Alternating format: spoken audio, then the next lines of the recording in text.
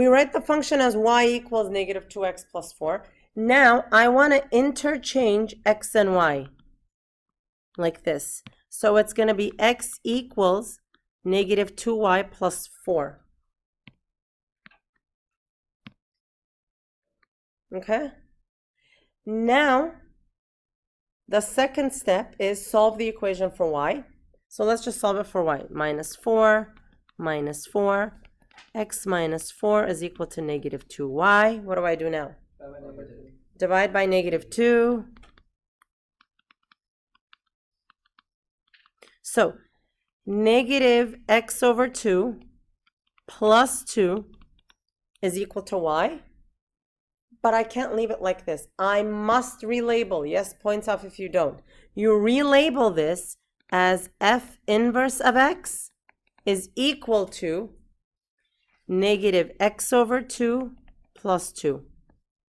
Now, you can also rewrite that as negative a half x plus 2, same exact thing. Okay? All right, so let's do this one. We're going to write it as y equals x squared minus 3. Now, it tells you x is greater than or equal to 0. You can sort of ignore that. I'll let you know in a little bit why they do that. Okay, so once we do this, what are we going to do now? Interchange x and y. Now, at 3. And take a square root of both sides. So y is the square root of x plus 3. So we say f inverse of x is the square root of x plus 3. Okay, so what's that x is greater than or equal to 0 business? Yeah, so look at this, x squared plus 3. What shape is that? What kind of a graph? X squared minus 3. So if you have an x squared, what is it? It's a parabola. It's a parabola. It's a parabola. And what does the minus 3 do? Move it down. It's x squared. Here, I'm looking at this. F of x is x squared minus 3. This is what x squared minus 3 looks like. Now, look at that parabola. Is that a one-to-one function? No. So would its inverse be a function? No. Okay, so what we can do, this is the line x equals 0, right? What if I only took the graph where the x's are greater than or equal to 0? Then it would be just the right part. So basically what I would do is erase that part.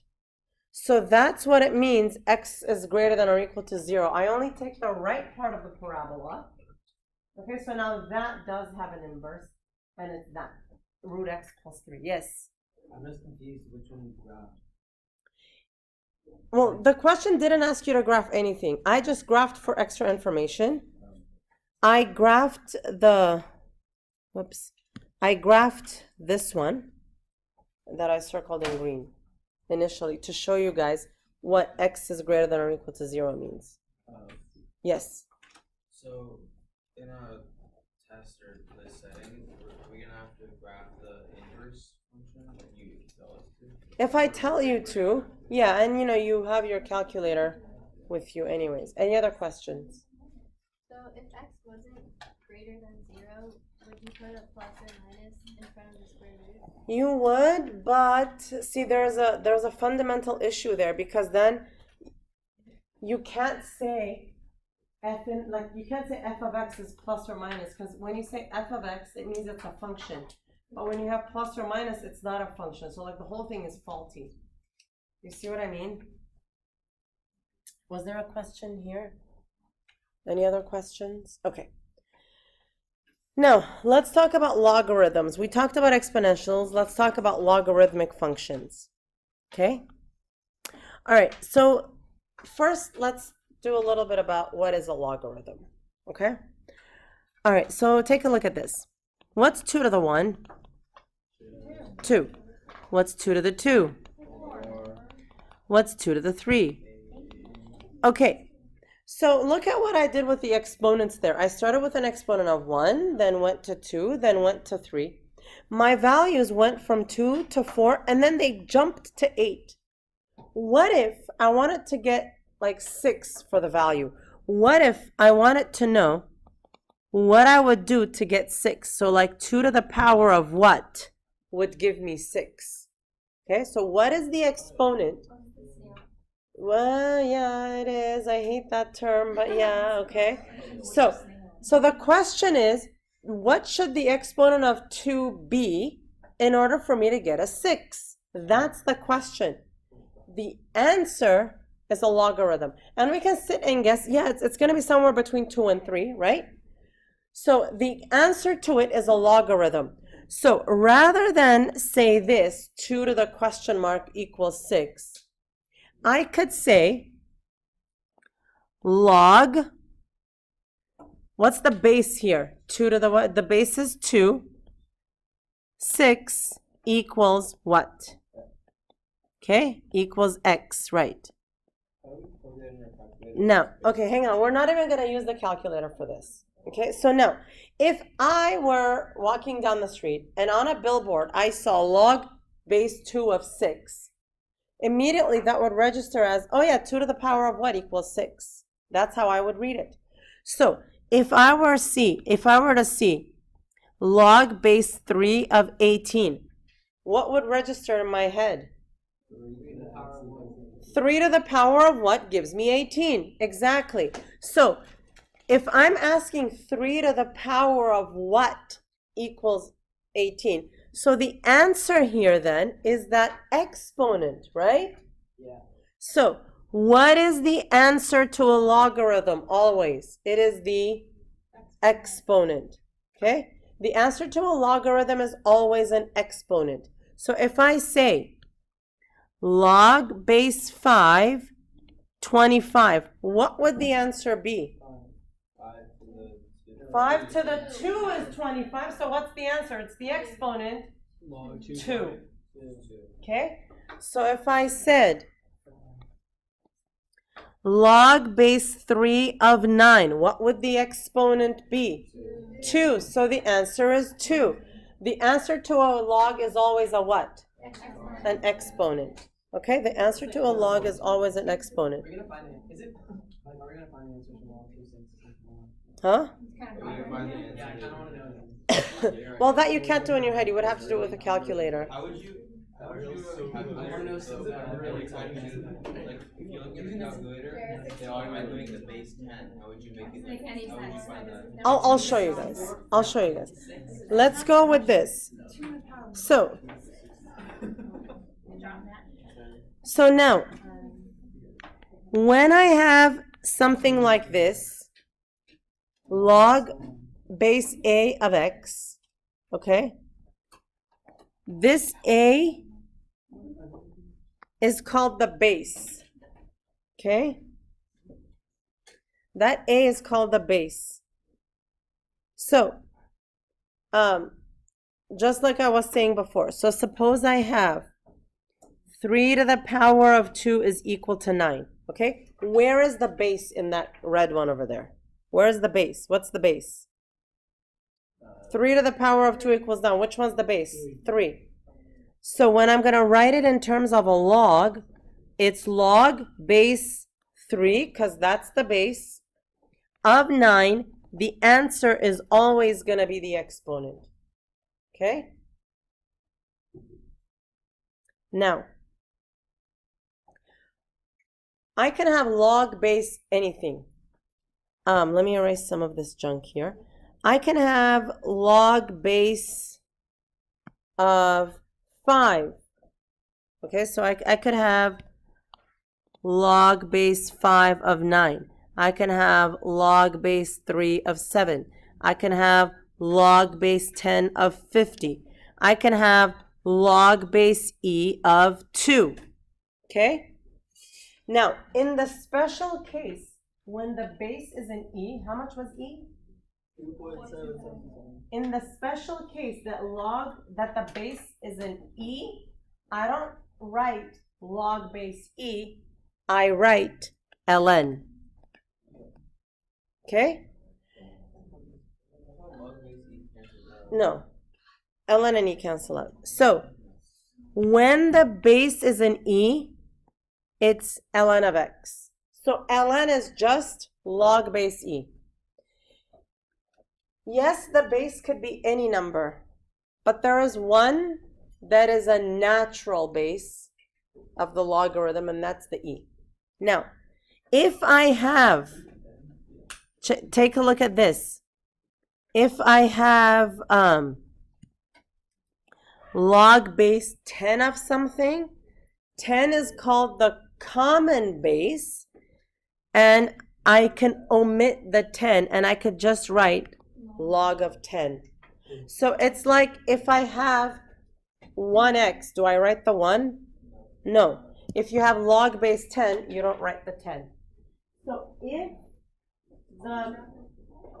if the base is missing, you can just assume that it's a what? 10. Okay? Can you do an example of when the base is 10? Like when it wouldn't say that it's 10. Yeah. So, for example, you can have log of 100, log 100. There is no base there. What's the base? 10. There is an imaginary base then there of 10. So then what's the answer to that? If the answer is the exponent, 2. 10 to the power of what is 100? 2. So the answer would be 2. Gotta say, I love logs. Okay? Logarithms are the best. Okay. Now, okay, a little bit of, okay, we don't want to, a little,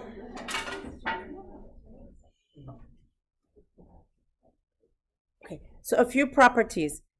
If you have a log a of x, the a log a will go away, and your answer is just x. Log a of x is just x. Okay? So for example, if I have, let's see here. If I have log base 3 to the power of x, what does that equal to? Just x, not log x. If I have log 7 to the power of 4, what's that equal to? 4. Just 4. 7 to the power of 1. Exactly. Okay? Now,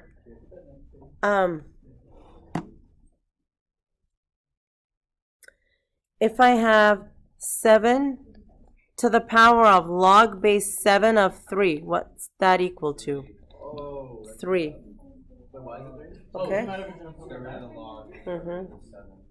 These will go away, and you just have 3. Okay? What's the difference between running at God and running at Huh? log up? Well, there are different forms of the problem, so it'll either be given to you like this or like that. Okay? All right, now, it's the same with ln. So if you look here, e to the ln will go away, and ln and e will go away. So for example, if you have e to the ln of 3, what would that be? 3. If we have ln of e cubed, how much would that be? 3. Okay? Why wouldn't it be log ln is log n? Well, same thing. ln is log e. So if you did log e of 3, again, they go away, and it's just 3. Okay? Now, the product, quotient, and the power rules. Okay, what is the answer to a logarithm always? An exponent.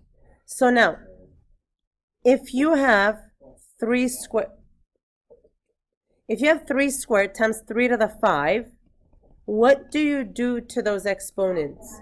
You add them, okay? Similarly, without going into too much detail, if I have log base a of x times y, okay? If you have log base a of x times y, remember those are just the exponents. It expands to log of x plus log of y.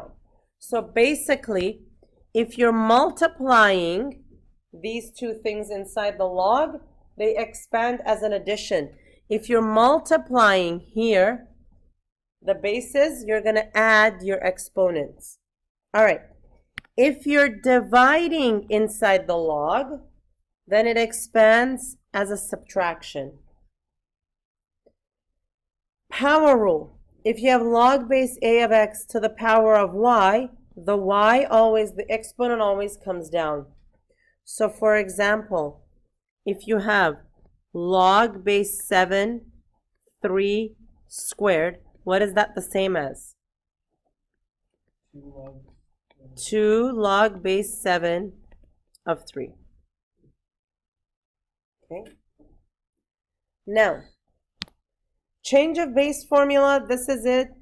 I have to say you don't really need it in calculus. I just left it there. It was a debate. I just left it there. Okay. All right, let's solve some of these equations. Okay, so you have e to the 0.1t. What gets rid of an e? ln.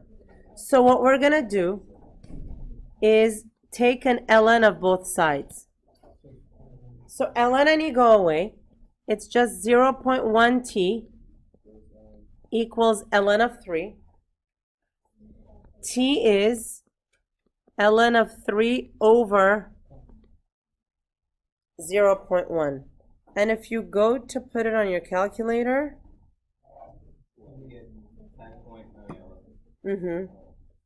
so it's ln of, what was it? 3. All right. ln of 3 is that. Divided by 0.1, that's times 10. So it's 10.98.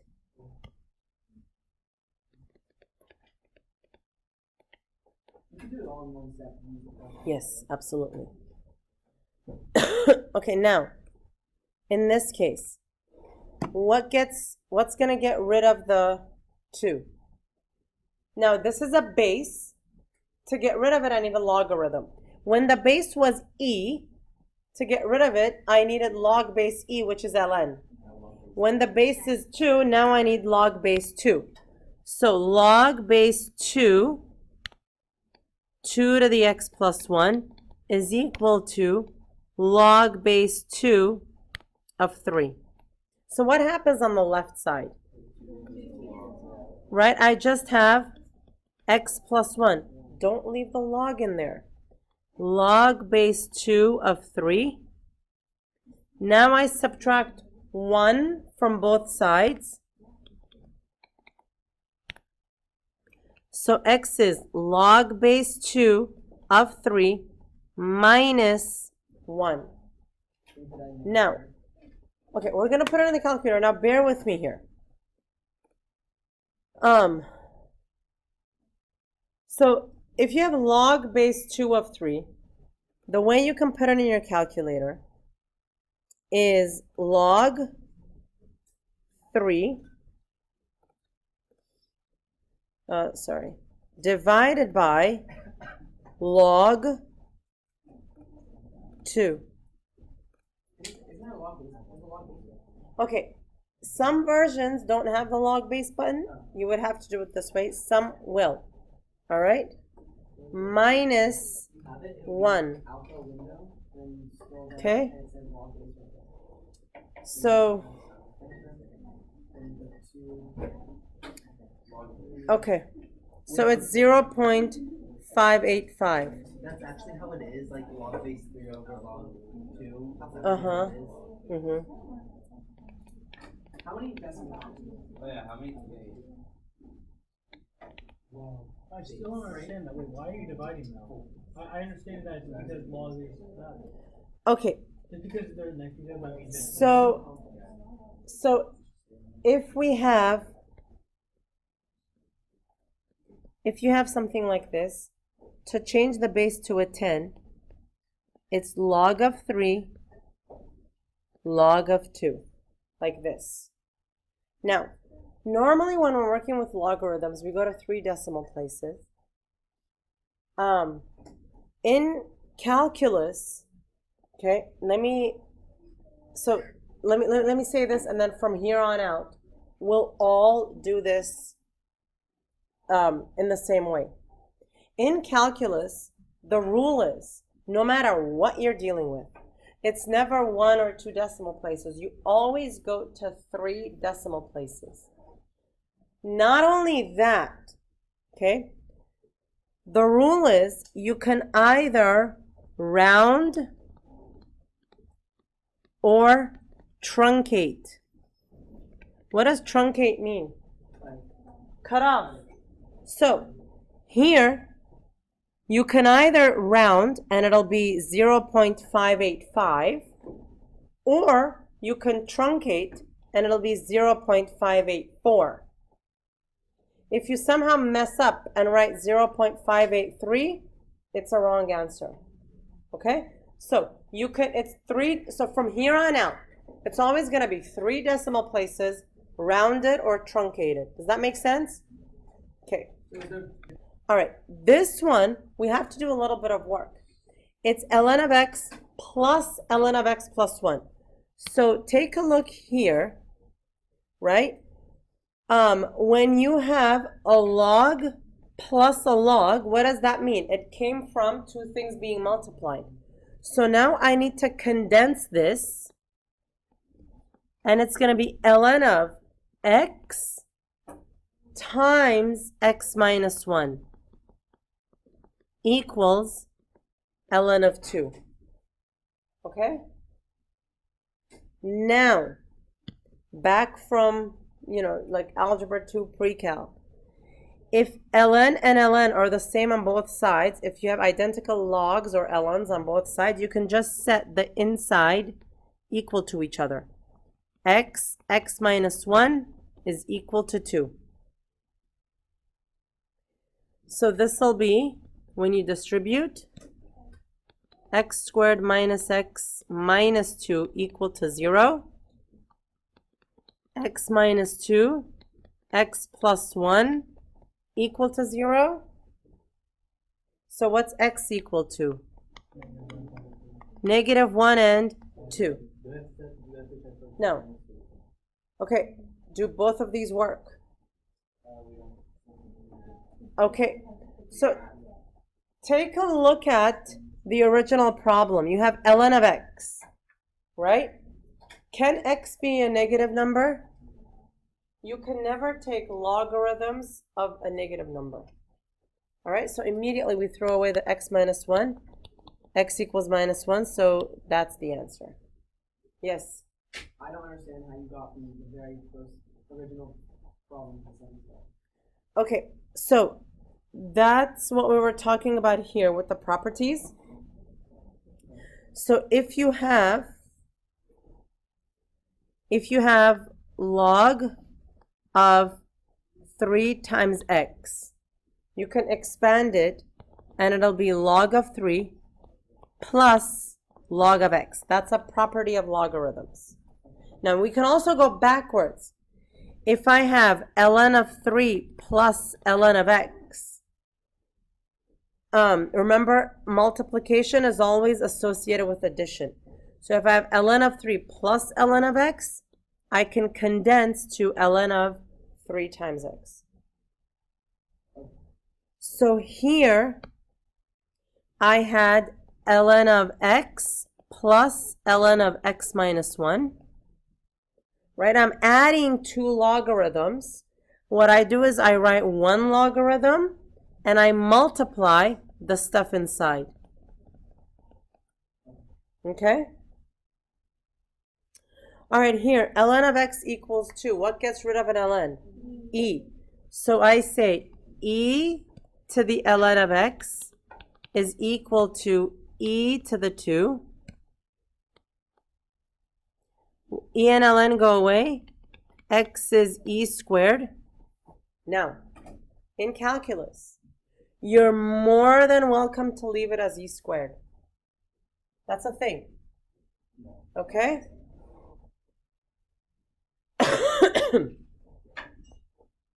What do you get? What do you get when you square? Right. And we're going to go to how many decimal places?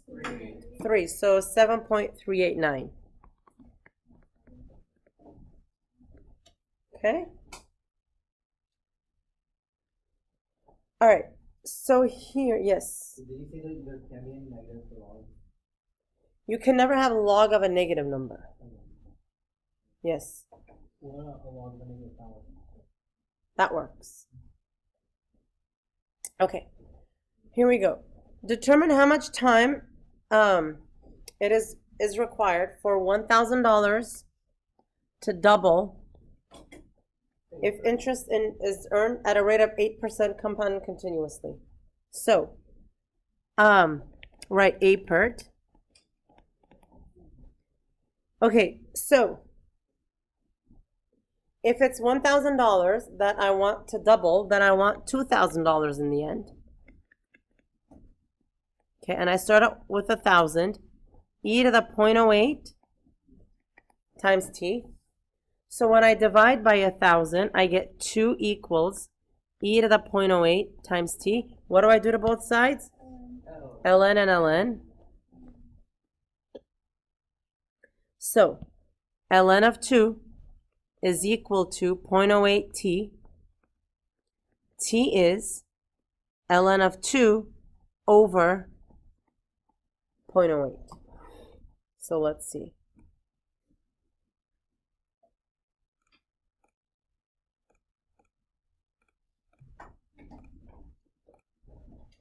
So it looks like it's 8.664 years. So if it doesn't specify 3 decimal places, rounded or truncated. All right? Now, I would like to do some more with logarithms.